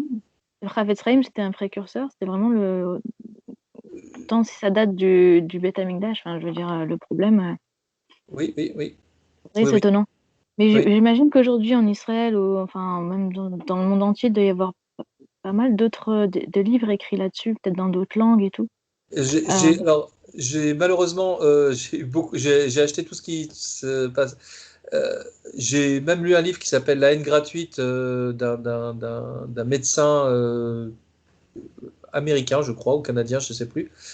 Mais tant qu'on n'a pas dit, que Sina, c'est Kol Shelo Diber Imo Shoshaim Be'eva, on ne peut pas avancer sur le sujet. Ouais, Tant mais qu'on n'a pas dit que la Sina, c'est juste on ne se parle pas, on va digresser sur la haine. Et c'est ce qu'il fait en fait dans ce livre-là. Il digresse sur la haine. C'est très intéressant. Hein. C'est mamache super intéressant. Je m'en suis pas mal inspiré. Mais il ne travaille que sur la haine. Et la haine, comme je l'ai dit, hein, c'est un millième du problème de la SINA. Et malheureusement, je n'ai trouvé personne, à part le Chafetz Chaim, qui dit justement, qui cite que deux personnes qui ne se parlent pas suite à un différend, ils sont sonnés de Raïta. Juste, ils citent ça simplement. Et donc, s'ils abaissent leur niveau d'amitié, ils sont sonnés de Raïta. Ils sont dans le problème. C'est exactement, c'est sur ce. Sinon, j'avais aucun poids juridique pour pouvoir me permettre d'utiliser cette définition de la Mishnah pour pouvoir avancer des théories ou quoi que ce soit. Je me suis uniquement basé sur ce Srafetz Chaim qui me permettait de faire ça. Sinon, je l'ai trouvé nulle part. J'ai trouvé vraiment nulle part. Et tu veux dire que la sinatrinam, c'est vraiment très subtil, c'est très fin? Il suffit d'une baisse d'amitié suite à un différend? Oui, oui, oui. Et qu'elle soit, pour que ce soit Chinam, Et il de y ne a, pas en il y a- parler, il y a deux jusqu'à ne niveaux. plus en parler quand même, jusqu'à ne plus vouloir Jusqu'à se ne plus parler, parler, oui. parce Jusqu'à ne que c'est plus parler ou tellement altérer son niveau de parler. C'est-à-dire, je Ah, parle quand même, moins. altéré. Non, alors c'est plus fin. Ouais, c'est pas C'est plus juste ne fort. pas Disons que parler. déjà, si on ne se parle pas, déjà, c'est plus clair pour nous. Mais- C'est un bon baromètre, on va dire comme ça. Si je ne parle pas à une personne ou je l'évite, j'évite de lui parler ou je lui parle mal, etc., c'est un bon baromètre pour détecter ma sina. Et quand les raisons sont un peu fallacieuses, là, on parle de sinatrinam. Ou quand j'ai été pollué, j'ai pollué par exemple, j'ai un cas très simple, c'est-à-dire il m'a fracassé le bras. Il était en voiture, il m'a embouti volontairement, etc. Maintenant, je suis fâché avec lui, je suis sonné. C'est pas de la sinatrinam, c'est de la sina motivée. Il Ouais. m'a fait mal, il m'a fait Il a du une mal. raison. Et il y a une raison. Maintenant, si j'alimente ça par du lachonara, Oui. la raison, elle commence à être diluée. Je vais plus être fâché simplement parce qu'il m'a fait du mal, mais parce que l'autre, comment il t'a fait ça, il s'est pas excusé, etc. Donc, si je vais pas me réconcilier avec lui, c'est aussi parce que l'autre, il m'a chauffé. Donc on arrive dans le sinatrinam, même avec ça, juste parce que j'ai dénaturé, disons, la raison de base, je suis Ouais. déjà dans la sinatrinam. Je suis un peu extrémiste peut-être dans cette idée-là, mais l'idée c'est ça, c'est que quand l'idée elle est pas purement, il y a une raison pure à ma sina qui est interdite de la Torah. Hein. L'autisna, c'est quelle que soit la raison, bonne raison ou pas raison. Mais Ouais. après, si ça devient une raison fallacieuse, ça devient sinatrinam, et sinatrinam, c'est shvirudaim gelarayot avodazara. Donc c'est vraiment le gros mastodonte.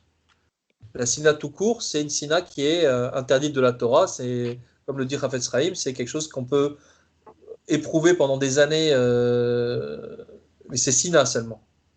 Mais entre sina et sinatrinam, souvent la frontière, elle est assez fine, puisque en fin de compte, une sina on n'a pas réglé le problème. Il m'a cassé mon stylo, je lui en veux. Au bout de 10 ans, au bout de 5 ans, ça y est, mon stylo, je l'ai remplacé. Quoi. Ou il m'a volé 200 euros, il m'a volé 1000 euros.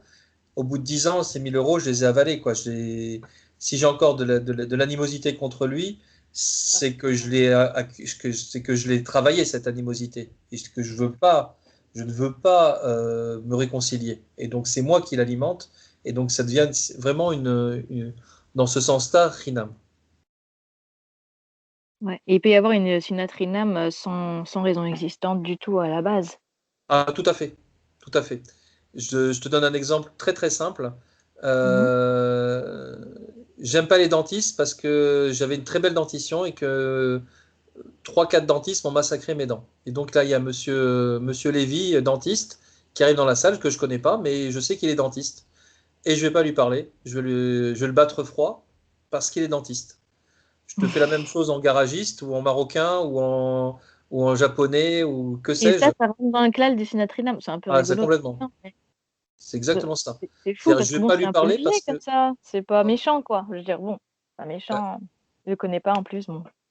non, mais je le connais pas, mais je vais pas. Si par exemple il était dermato, j'y serais parti vers lui, mais il est dentiste, je vais pas partir vers lui. C'est ça, ça dire, c'est pas, Non, mais si moi je suis réservé et que de toute façon je parle pas aux gens, ça c'est pas mon problème. Mais si volontairement, parce qu'il est dentiste, je vais pas le saluer, je vais pas aller me renseigner qui il est, etc. Il vient dans ma là, je vais pas aller vers lui ou je vais peut-être pas l'inviter chez moi, alors que j'invite des gens, etc. Là, je suis vraiment dans le cas de Sinatrinam, complètement.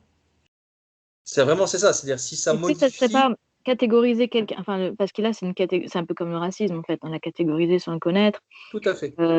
Mais voilà, ça paraît un peu drôle parce que bon, la catégorie dentiste, bon, mais ça pourrait être quelqu'un qui, voilà, il connaît un tel que je n'aime pas, par exemple, quelque chose comme ça, ou enfin, ça pourrait être quelqu'un Ça, qui est l'ami de, enfin, je sais pas, j'essaie d'imaginer quelque chose qui serait un peu, tu enfin, peux y aller aussi dans cette idée-là, effectivement. Il y a ça. Mais là, pour l'instant, je travaille. Ce que je te donne ici, c'est des idées de racisme, entre guillemets, enfin, racisme élargi, oui, parce ouais, que parce que c'est l'idée de base. En fait,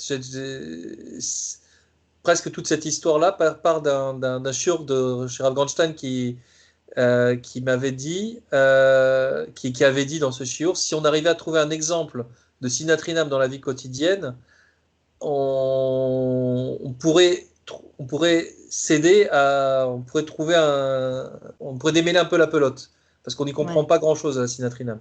Et cette idée-là, c'était l'idée de racisme qui m'était arrivée comme ça je dis, ben, le racisme, c'est de la Sinatrinam. Et on va prendre le cas d'un black. J'aime pas les blacks. Il y a un black qui arrive dans la salle. Et ben, je l'aime pas. Il m'a rien fait. Je le connais même pas et je l'aime pas. Et et même je le déteste. Je le hais dans le sens haïr, dans le sens la haine raciste. Je peux haïr quelqu'un que je ne connais pas parce que j'ai du racisme. Mm. Ça m'a permis d'aller étudier, donc de comprendre que ça, c'était un sens de Sinatrinam, pas forcément entre juifs, hein, mais et ça m'a. J'ai donc lu pas mal de livres sur le racisme, le processus du racisme, tout ce que tous les processus, comment on arrive à ça, pour après revenir dans les Kitvé à Kodesh et me rendre compte finalement, on était bien loin du racisme. C'est vrai qu'il y a du racisme. On peut l'exemple du dentiste, il est assez édifiant, mais il existe des racismes comme le racisme ashkénaze sfarade ou même marocain, tunisien, des trucs comme ça, qui sont des fois assez entre personnes qui sont assez fortes et qui touchent la sinatrinam. Mais au-delà de ça, après les gens vont dire, ben non, on se hait pas. Oui, mais on ne se parle pas. Donc finalement, quand on arrive à la bonne définition de la SINA, on voit elle est vraiment bien étalée, elle est bien. Itzhara, il a bien gagné avec nous. Il se régale. Il n'y a pas de souci pour lui. Il est en pleine forme et ça va très bien chez lui. Et tout mon travail, en fin de compte, c'est d'essayer de nous éveiller, d'essayer de m'éveiller moi-même et d'essayer d'éveiller les gens que je peux, à qui je peux expliquer ça, que la SINA, c'est vraiment notre parole va nous aide à comprendre quel est notre sentiment. Si je ne parle pas à une personne, c'est que j'ai ce sentiment de SINA contre lui. Et la Torah, elle est très simple hein, à ce niveau-là. C'est plus un sentiment virtuel, etc. Je comprends pas trop ce que c'est. Notre parole, la parole, avec ce que Kadosh Baruch Hu nous a donné pour nous différencier de l'animal, ça nous aide. En fait, disons globalement, quand on se parle pas, on a des relations animales, quoi. Enfin, euh, notre parole va nous aider à résoudre le problème, à nous rendre compte qu'il y a un problème et va nous aider à résoudre le problème en allant parler à l'autre pour dire, pour casser la glace finalement. Parce que finalement, quand j'ai de la sinat chinam, c'est-à-dire j'aime pas les Tunisiens. Je suis tunisien, ma mère est tunisienne. Donc, j'aime pas les Tunisiens. Comment est-ce que je résous le problème? J'ai rien à lui reprocher. Je peux pas lui faire une tochacha. Je te reproche que tu es tunisien. Change ton pédigré. C'est pas possible. Finalement, comment est-ce qu'on fait? On va lui parler. On va se rendre compte que finalement, c'est un autre juif qui a sa richesse, qui a peut-être des choses qui me plaisent pas. Donc, je vais peut-être pas forcément être copain avec lui, mais je vais commencer à lui parler, à casser la glace, à casser cette barrière que j'ai dans mon cœur pour aller le voir. Finalement, c'est mon frère juif. Et donc, je vais discuter avec lui, je vais parler avec lui, je vais échanger. Et là, à ce moment-là, j'ai cassé cette sina que je pourrais, ce préjugé que je pouvais avoir envers les types de personnes que j'aimais pas. Et comment on casse ça, effectivement, c'est en allant lui parler. Ouais, ça rejoint l'altérité. Tout à fait, non, mais tout est lié. C'est ça qui est génial, en fin de compte. Tout tourne autour du même problème. Vraiment, moi, j'ai rien inventé. C'est-à-dire, la seule chose que j'ai trouvé, c'est que les problèmes de conflit de personnes, la seule chose que j'ai rajouté dans ma petite pierre, là, c'est de dire, un, c'est des problèmes de parole. Deux, c'est un problème de Torah. J'ai réussi à relier ces problèmes de conflit à un problème de Torah. Et donc, ça va nous donner un appui, un levier pour pouvoir chauffer les gens, pour pouvoir les choquer, les amener à se faire violence pour aller résoudre leurs problèmes. Parce que je ne te cache pas, j'ai vu des choses qui étaient effarantes. Des familles qui étaient orthodoxes, qui parlaient plus à une autre famille orthodoxe sur des problèmes débiles d'héritage. À lui, il aurait dû recevoir ce truc-là. Moi, j'ai pas reçu. Et pendant des générations. Ouais. Des générations. Et c'est un truc. Et si on passait encore une ou deux générations, on ne savait même plus pourquoi on ne se parlait plus. C'était vraiment le truc incroyable. Et je l'ai vu. Je l'ai vu et j'ai aidé à le résoudre, ce conflit-là. Ils s'en rendaient pas compte ou bien ils savaient clairement Non, ils savaient clairement qu'ils étaient fâchés à cause de ça. Mais ils ne se rendaient pas compte que c'était débile. Quoi.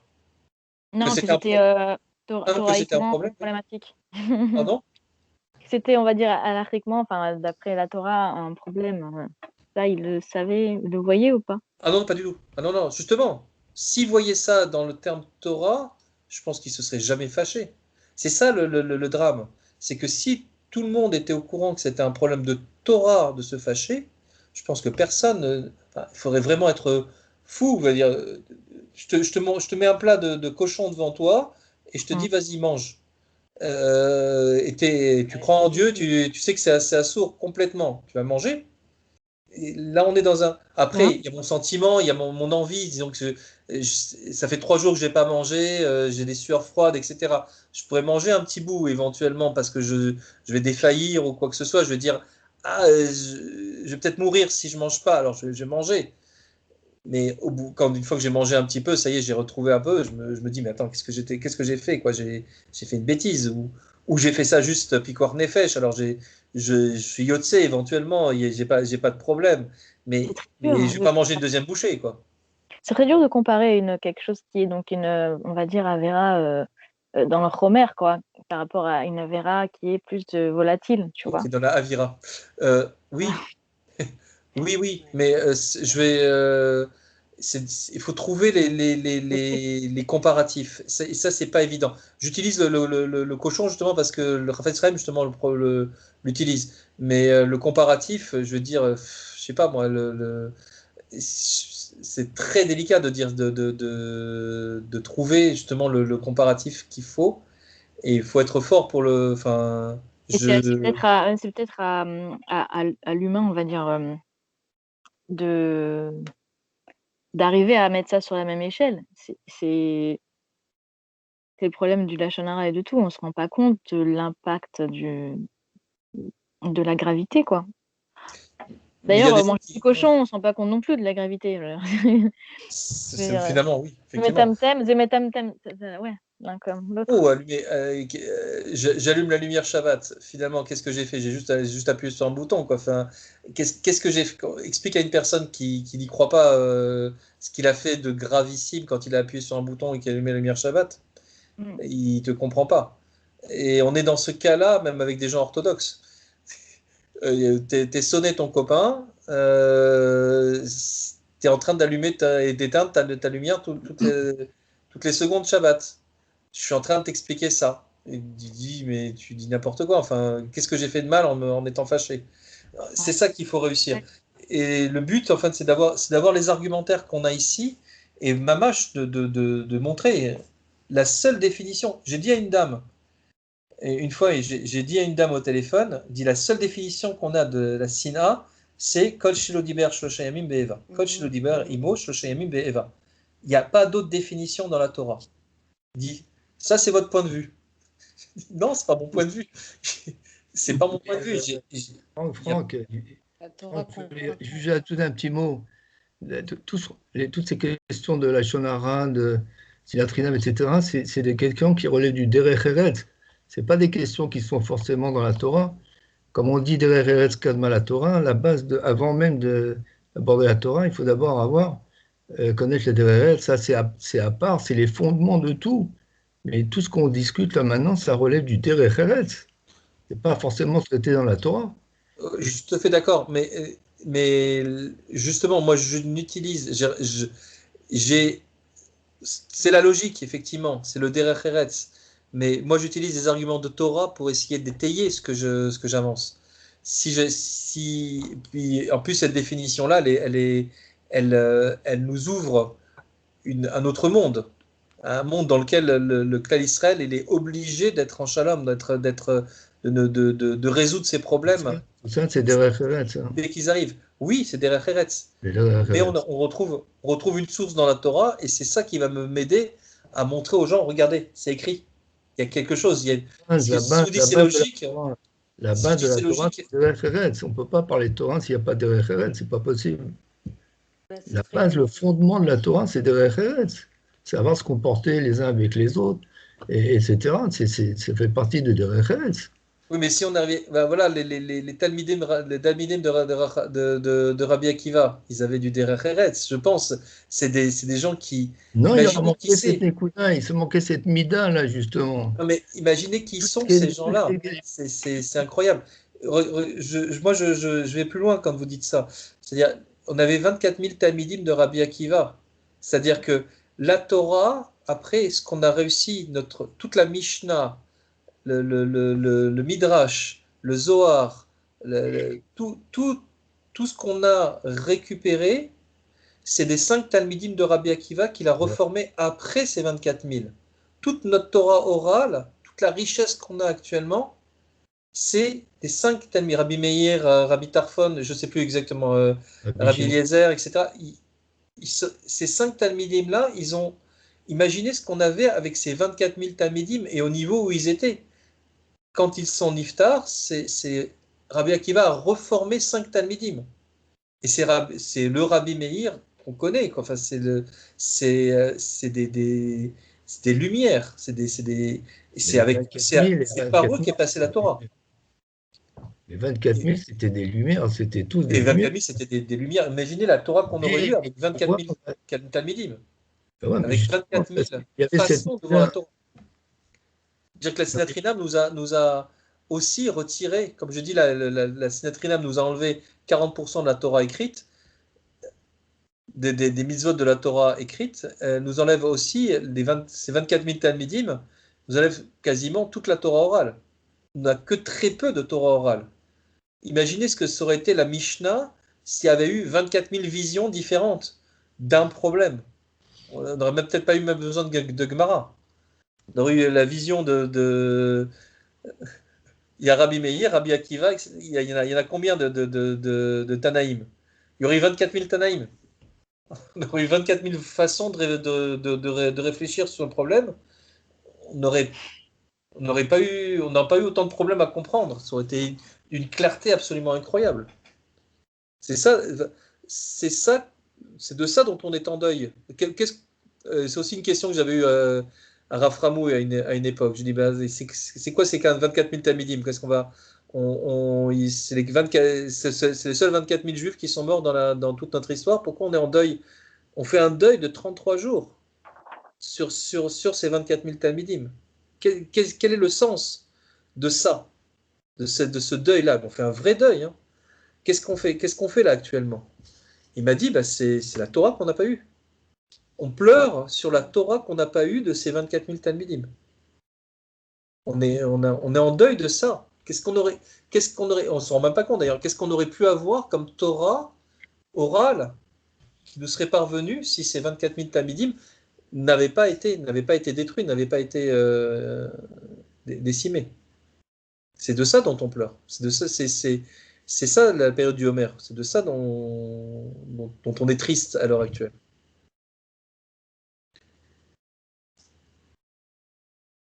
Razak. Bien. Il nous reste à te remercier.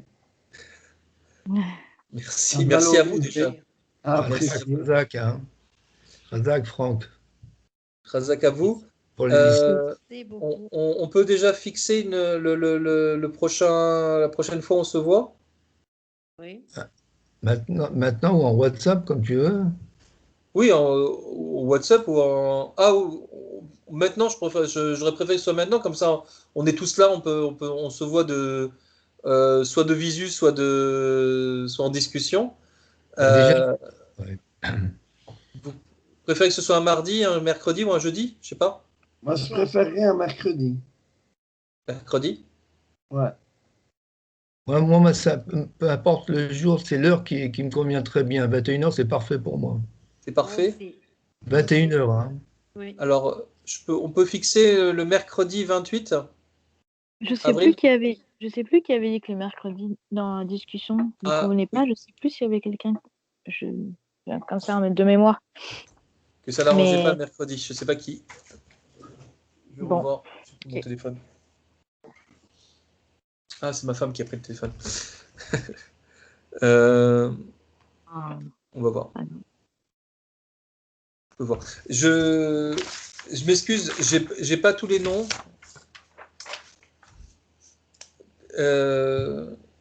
Bon, c'est pas grave.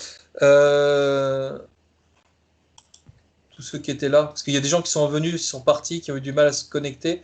J'aimerais que vous fassiez éventuellement pas le compte rendu, mais de voir si ceux qui étaient là ou ceux qui n'étaient pas là, ceux qui ont essayé de se connecter, s'ils avaient du mal à se connecter, s'ils n'ont pas compris des choses, s'ils veulent qu'on refasse une discussion une première discussion, disons un premier niveau avec un nombre plus réduit pour s'ils ont manqué des choses.